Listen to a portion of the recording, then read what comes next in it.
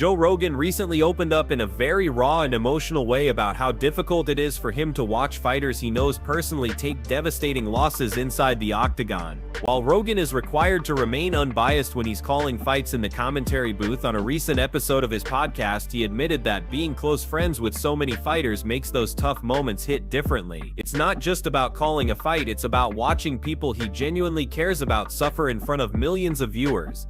With Cormier, Rogan recalled the pain of watching him lose to Jon Jones, particularly in their second fight, and then later being brutally knocked out by Stipe Miocic. He explained that it wasn't just the loss itself that was tough to witness, but knowing what those moments meant for Cormier as a person, as a competitor, and as a friend. Seeing someone you know on that level take a KO like that isn't just watching a sporting moment, it feels like watching someone lose a part of themselves.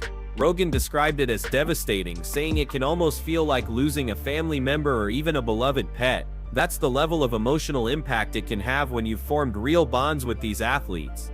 But perhaps the most emotional part of Rogan's reflection came when he talked about Brendan Schaub. He admitted that Schaub's situation was the hardest for him personally.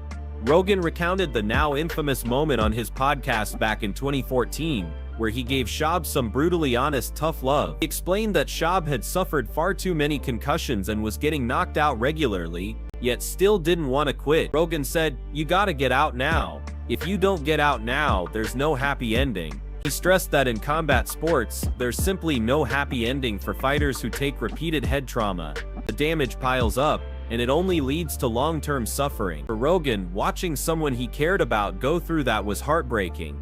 He even admitted that just talking about it still makes him emotional, to the point where he could start crying just thinking about what those fighters endured. His compassion and deep care for the people behind the gloves shine through, reminding fans that while we may see incredible knockouts and highlight reels, there are real human costs to those moments.